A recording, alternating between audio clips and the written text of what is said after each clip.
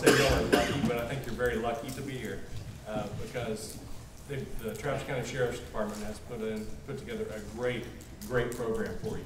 And I think you're really going to enjoy it. I think it's going to be very beneficial. I'll talk more about that in a second. But first is the Sheriff of Travis County. He is here right now. Big round of applause for Greg Hamilton.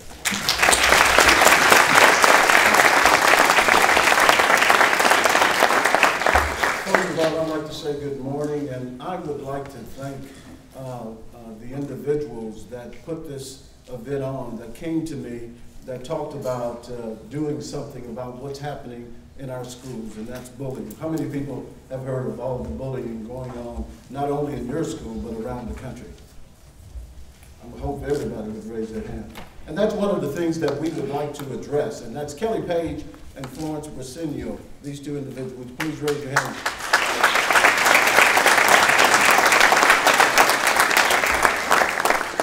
And without the individuals that have these brown uniforms or khaki uniforms on, helping to put this thing on, we wouldn't be able to do it. But also I'd like to thank the school districts. I think we have some athletic, I know we have one athletic director here. Do we have any athletic directors here? Would you please stand? Thank you. I believe we are going to have some superintendents here from school districts. We have superintendents, please stand.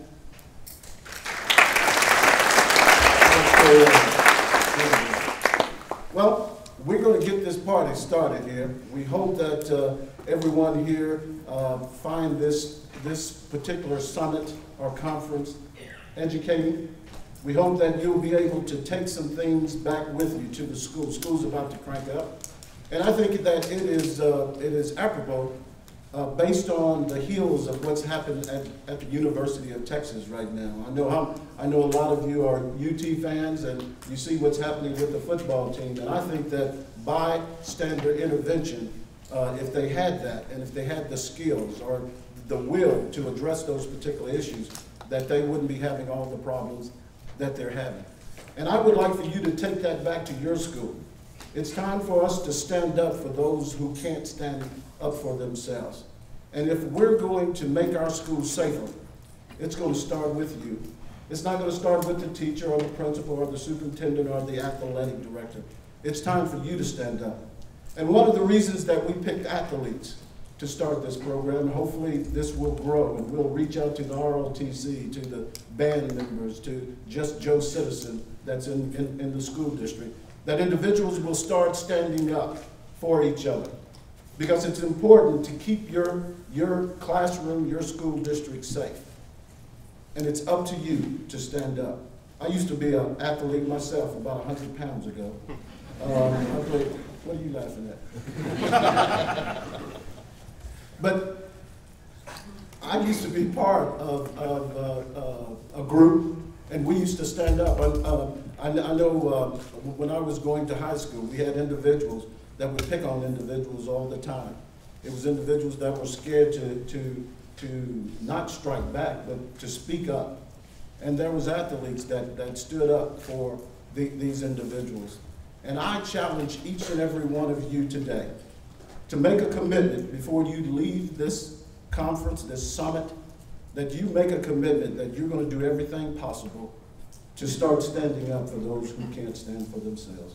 Thank you all for being here. I know that you all could be doing a lot of things, but you chose to come here, and that shows that you have an initial commitment. But today, let's solidify it at the end of this day that you're going to do something at your school and make it a safer place. Thank you all.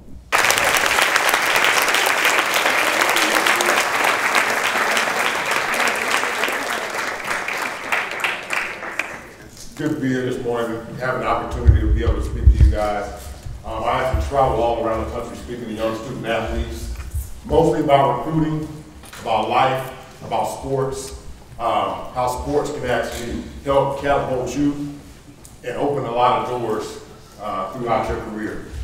Understand, the one thing that I want you guys to know, don't let sports define you though. One thing, the student athletes, the biggest mistake that they make, yeah, football is life, life is football, volleyball is life, life is volleyball. In a sense, it is. But don't let the fact that you love your sport so much, that it becomes so much a part of you, that it affects how much of a leader that you are. Because that's what some student athletes do around the country. Life is about choices. And the choices that we make can affect the rest of our lives. You guys are young student athletes, 14, 15, 16 years old, young men, young women. But you're going to be making grown men and grown women decisions within the next couple of years. Because the decisions that you make right now will affect the rest of your life. Who knows who Robert Frost is? Who is it? He's a poet, correct. What is one of Robert Frost's most popular poems that he writes that everybody talks about a lot? Do you know? Fire and Ice. That's one, but The Road Not Taken. Called The Road Not Taken. Any of you guys heard that poem, The Road Not Taken? It actually is about life's choices.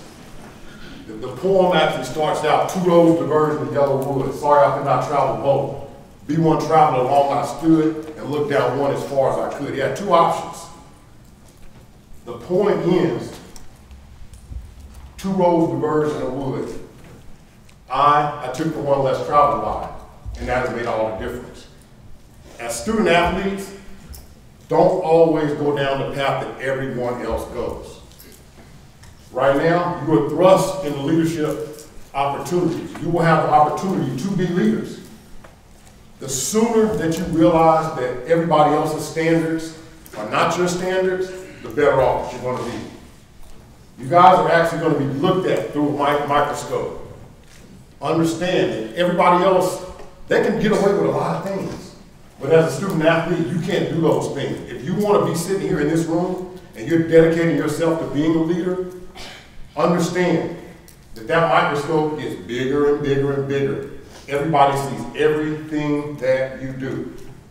He mentioned that I went into law enforcement after I was done with my sports career. The one thing about law enforcement officers, we have a duty to act. Even if I'm off duty and I see a felony in progress, I have a duty as an officer to act. If I don't act, I'm pretty much breaking the law. I'm pretty much breaking the law. As student athletes, the positive champions, leadership, bystander intervention, have it within yourself that I have a duty to act when things are going wrong. Kerry came up here, Dwayne came up here earlier. They both share some gut-wrenching stories, honestly. Because it's not easy to stand in front of a crowd, I don't care how young you are, in front of your parents, and share some of the things that truly, truly hurt deep down inside.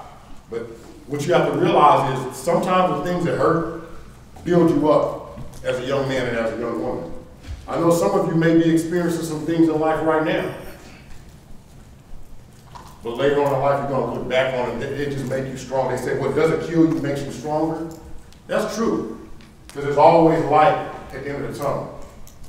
There's always light at the end of the tunnel. Understand that your light can shine as bright as you want it to shine. Your light can shine as bright as you want it to shine. Talked about letting sports define you. Be the person who walks in light and everybody looks at and says, okay, that's who I want to be like. That's who I want to be like. How many of you guys are captains on your teams? You're already leaders. Generally, when I was coming up, when I was playing sports, I knew that there was some type of, more of a leadership role being placed on me when coach started asking you to address the team. If your coach asks you to address the team when he or she should be addressing it, you understand there's a lot more on your shoulders. You understand there's a lot more on your shoulders. You have an example to set. We defy the numbers. Carrie came up here and she talked about when she was trying to get away. And she looked at herself as an athlete. She knew that she was going to get out of that situation. Sometimes we feel like the rules don't apply to us. In a situation like that, the rules don't apply to you. But in life, rules do apply to you. That's why a lot of student athletes end up getting into trouble. Because they've been catered to for so many years They've been catered to for so many years, they start getting in a situation where I think I'm invincible. I once thought like this. I was 17 years old when I played my first college football game. I also ran track at UCLA. I was 20 years old when I was drafted into the NFL, so I was very young. Being a young boy, young athlete from small Killeen, Texas, went out to Los Angeles, and Los Angeles blew my mind. Los Angeles was the Miami, the New York of its day when I was there. You had Hollywood, the Raiders, the Rams were there, the LA Clippers, the LA Lakers were there, the Dodgers, the California Angels. You also had the Anaheim Ducks and the LA Kings. All those professional teams. LA was where it was. Fast paced, fast paced, fast paced. So how do you think I responded as a young country boy from 60,000 people in Killeen, Texas back then to over 7 million people in one of the largest cities in America? I didn't know what to do. Almost 2,000 miles away from home. Yeah, there's a phone call I can make, but at the same time, you start leaning on your teammates, yeah, just as you do now. And I always tell you the chain is only as strong as its weakest link. If your weakest link is your leader, then the whole chain's gonna fall apart. Do you guys understand that? Be the leader that holds everybody else together. Talk about situations where you're at parties. You guys know right from wrong. I dare say that a 2-year-old child will put his hand on a hot stove and it's hot, they know not to put their hand on that stove again. Am I correct? Each and every one of your parents have done everything that they needed to do to instill the right values in each one of you. Carry that on. Like I said, let your light shine bright. Because it's going to assist somebody out of the darkness. You don't have to be afraid. They talk about don't associate with certain people. It's not about associating with them, because you, in the good that you do, can help somebody who's doing the wrong thing out of that situation. Now, you don't want to run with them and do the things that they're doing, but there's anything wrong when giving everyone positive words of advice, because that's what a leader is, a positive champion. We're talking about bystander intervention, correct? Intervene when the situation is not as it always is supposed to be. We're talking about some very, very touchy subjects today. Each one of you are of age to be able to understand everything that we're talking about. To you young men, I know you've been being taught that certain things define you as a young man. Sometimes we got to step back and reevaluate that. You're not cooler because you run around and you sleep with a whole lot of young ladies. I know you're feeling yourself at this point in time. We're athletes, we're starting to get older. Carrie talked about sex situations. You as a young man are not defined by how many partners that you have. Understand that now. Have a plan. Understand there is life after sports. Yes, sports can be used as a step to open doors that might normally have not been opened. Use your sports career to get a college education. When you pick a college, pick the college that is right for you. Not because it's the most popular college in the state, University of Texas, Texas A&M. There are only so many scholarships available at these schools. That's where you start being a leader. Not just wanting to do what everybody else is doing. Where I, as a student athlete, say, oh, I might need to go to a smaller college because that's the college that fits me. Because our number one goal in going to college is what? Is what? To get an education, correct. I sure hope you guys will answer that question. I was waiting for somebody to say, go play football or go play volleyball. Like I said, it's a stair step. It's a tool. I stand in front of you today as living proof that at some point in time, your sports career will be done. What are you doing now to prepare for that day? God has blessed each and every one of you with certain ability to do things that everybody else can't do. Use that ability, but understand, at any point in time, I can walk off the stage, twist my ankle, and I may not be able to play my sport again. But I've been doing everything that I need to do within the classroom, my grades, everything else is intact. If you're doing everything that you're supposed to do as a leader, which is where it starts, then everything's going to fall in line.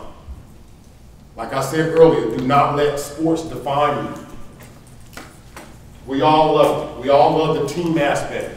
We were talking back in the green room about how the team aspect that you guys have been bred to do since you were yay high is what large corporate companies actually look for. Corporations pay billions of dollars every single year to send their employees to what, parents? Team building seminars. Because some people who have never participated in organized sports don't know what it is to be a part of a team. They don't know what it is to work towards a common goal. But leaders do. Positive champions do. For me, when I went into law enforcement, it kind of was an automatic transition. Because the same team aspect that I had playing organized sports was the same team aspect that we had with the police departments that I was with. You depended on the guy next to you. Your main objective, outside of winning in sports, is to get home safe. I wanted to get home to my wife and kids. It's a team. One person wants to do it on their own, somebody's going to get hurt. The older you get, the more crucial the decisions become. Understand that. You can't rewind time. You can correct some of the mistakes that you make, but understand life is about choices. Life is about choices. There's a difference between making a mistake, making a bad decision, or a bad choice. A mistake, I didn't know any better. I did it. I can learn from that. A bad choice is me. I'm a leader. I know right from wrong. But I still feel, because the rules don't apply to me, that I can do it and I'm going to get away with it because nobody's looking. But even when somebody finds out, I'm like, my hands are off. I don't want to take responsibility for what I did. That's a bad choice because you knew better. Don't do the things that you know are wrong. Do not do the things that you know are wrong. Young ladies, Carrie talked about her situation overseas. Understand, one day you guys are going to have husbands. Carry yourselves now like you're in preparation for that later on in life. Don't make it so easy for young men. Like I said, I know you guys are of age, so we're speaking real. Understand that. We are in preparation for life after sports. That's when we have our families, that's everything. To you young men, I like to use the lion analogy. Who's the king of the jungle? A lion, right? What does a male lion do for his food? Anybody? Does he hunt? No, he speaks for the female. He sends the female out to hunt, right? Yep. That's not life. That's why I use that analogy. The male lion, who is the king of the jungle, sits on his tail. He sends females out to go hunt for him to bring him back food and he eats first. That's not life. That's not life. Leaders get off their own tails and they go out and get their own food. Your food, college scholarship. your food, your education. Your food, your grades. Your food, doing what your mother and dad tell you the first time. That's being a leader.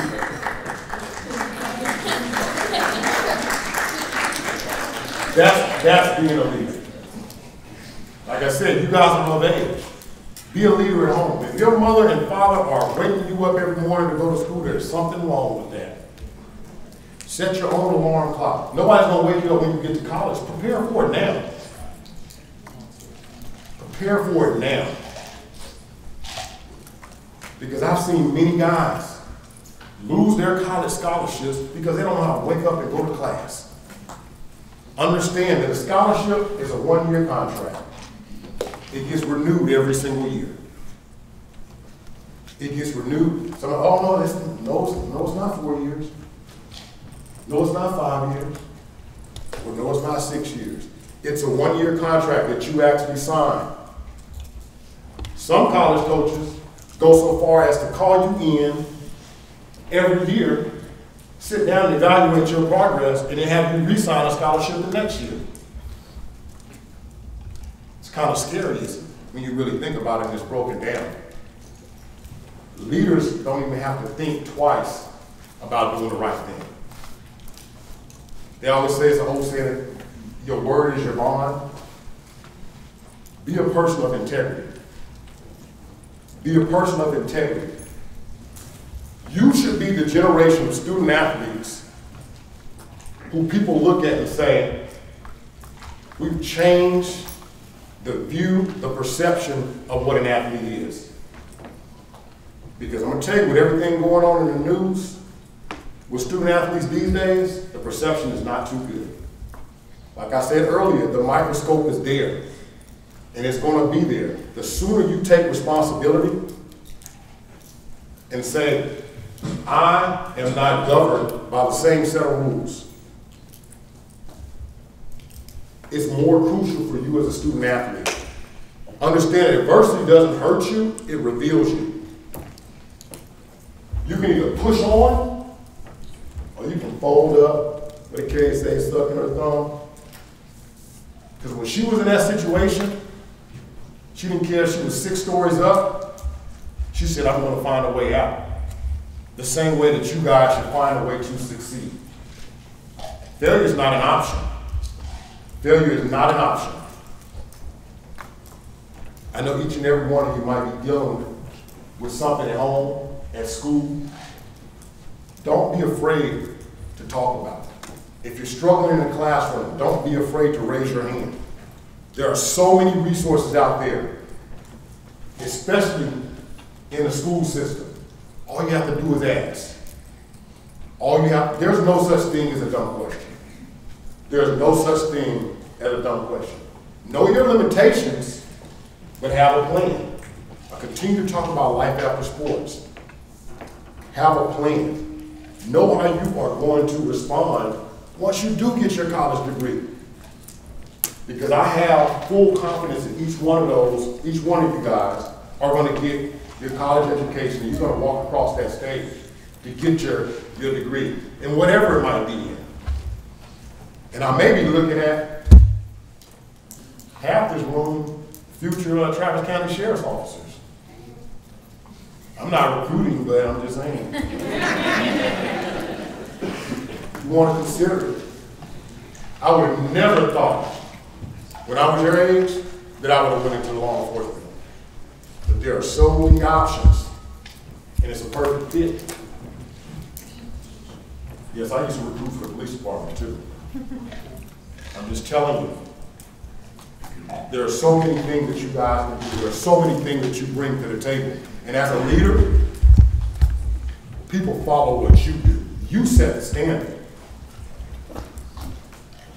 If you think I'm lying, go to school, wear some crazy socks, wear a crazy shirt, wear it a couple days, and watch everybody at school start following you. It might look crazy to you today, but it'll be the cool thing to do tomorrow.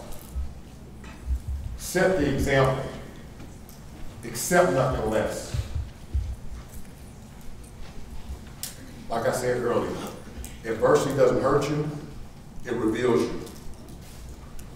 accept your standards as a student athlete and understand the school that you pick is going to affect the rest of your life.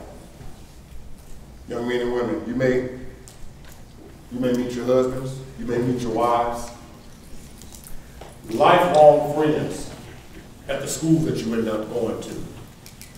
Don't take that decision lightly. It's a family decision because of the decision that you make, or you're still going to be on the phone with mom and dad. Because those nights get real long, even on scholarship. You get real hungry. You get very hungry, and somebody's going to need a little pocket change. I'm dealing with it right now. I have a 19-year-old who just finished his freshman year at Prairie View A&M. I don't care if he has a $150 allowance for food, he's still calling every other day. Make the right choices. That's why we're here. You are a leader. Realize that you're a leader. Accept that you're a leader.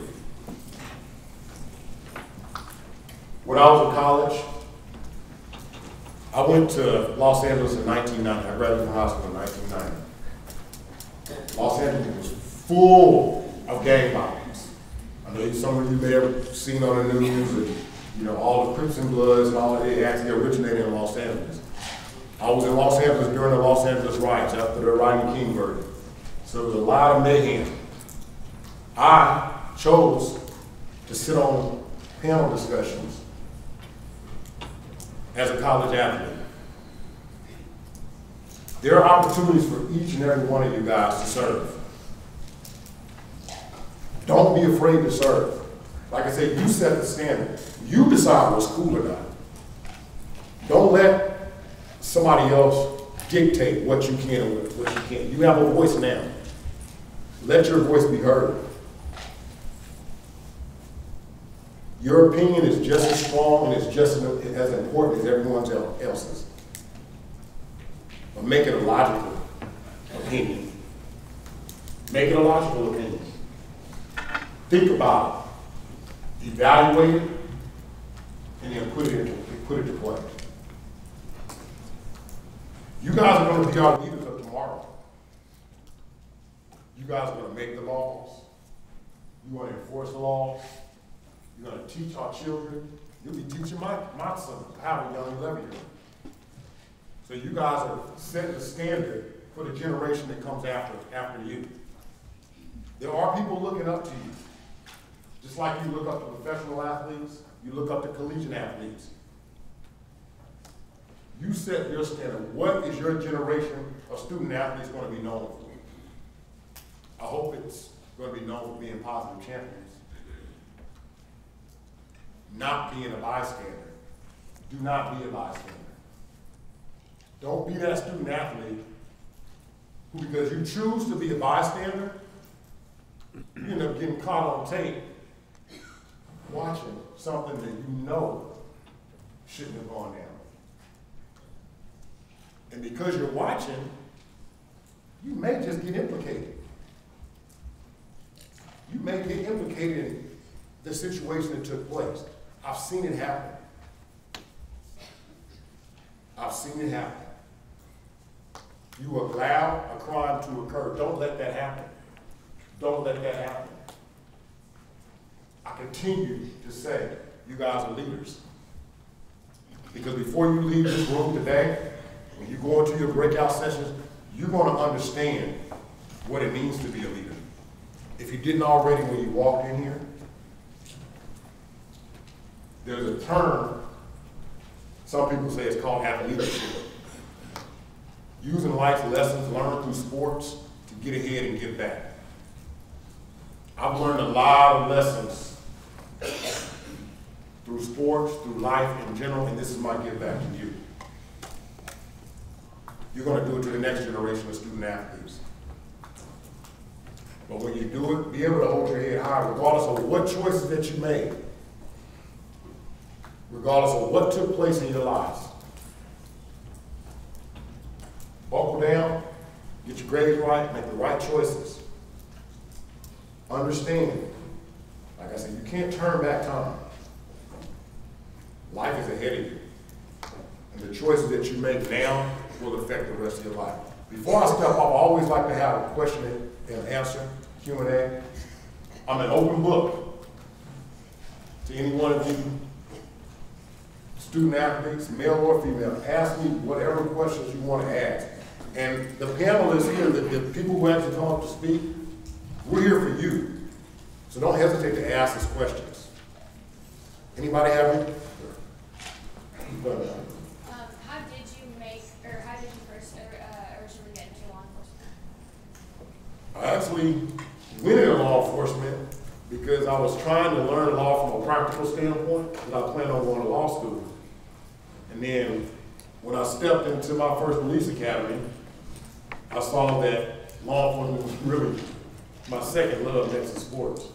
And what intended to be 2 years ended up turning into almost a 9-year law enforcement career, working the street and doing pretty much almost everything under the sun as far as law enforcement was concerned. And I still do some consultant work in the private sector.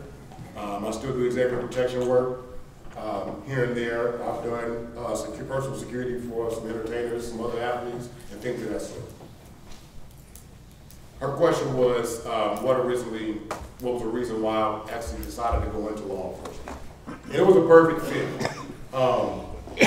Any career that you decide to go into, I urge you, approach it the same way you approach the sport. Approach it the same way you approach the sport. Because it makes no sense to be, whether or not you're sitting behind a desk, you're working, whatever you're doing, strive to be the best at everything that you do. Strive to be the best. No other questions? Go ahead, son. What motivates you to speak to kids? This is I love seeing the looks on your faces. Some of them are confused, some of them are smiling. When I see this, I know that it's getting across. When I see your heads going like this, and when I'm saying certain things, but it inspires me to say that I have a hand in changing the next generation. My business partner, Mr. Michael Richardson, we actually have I don't know if you're going to talk about it, we actually have a social recruiting website for student athletes to communicate with college coaches, fans, scouts. You actually should have received a pamphlet, or you will before you leave. It's blue. I want each and every one of you to go on there, start a profile. Also, the ScoutsView Truancy Initiative. We are looking to try to have a big truancy event with the Austin Toros. So stay tuned for that as well. Was there anything else that you wanted to say?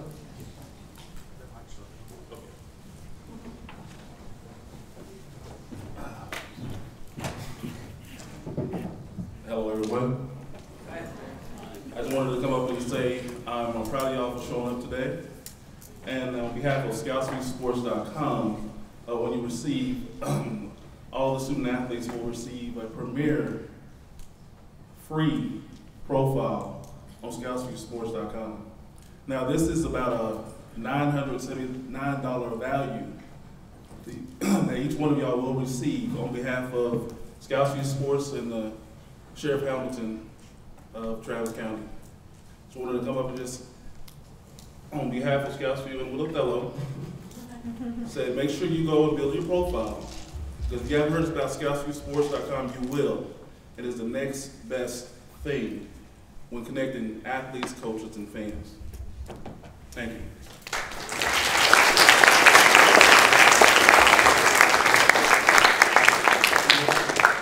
I have about 2 more minutes, so if anybody has any questions before I start, go ahead, ma'am. Have you ever been in a bystander situation? Oh, yes. She asked if I ever been in a bystander situation. Yes, and I actually took action. Exactly. Just being in Los Angeles, especially during my college years, there were numerous situations where guys or young females who didn't go to UCLA would be on campus wrecking parties or whatever it might be, you can either call somebody, call the police, or you can step in. If you don't feel comfortable, that's one thing I didn't address. If you don't feel comfortable and you feel it may get out of hand, talk to someone in authority as opposed to trying to take the law into your own hands.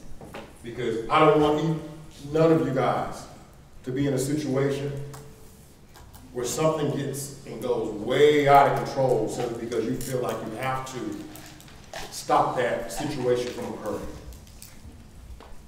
So know your limitations.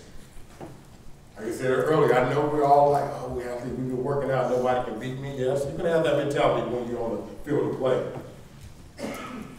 But sometimes we have to evaluate life and know. When I was in law enforcement, we talk about law enforcement, I used to be a defensive tactics instructor.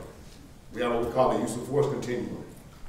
Certain things, you can escalate to a certain level based on what that assailant is bringing to you. You don't have the use of force continuum. You have to know, if I can't verbally, with my mouth, talk this person down or talk them out of doing it, I need to, your use of force continuum is a personal authority. So if you can't talk them out of it, go to somebody who can address the issue before things get out of hand. You guys understand? Thank you for giving me the opportunity to speak to you today.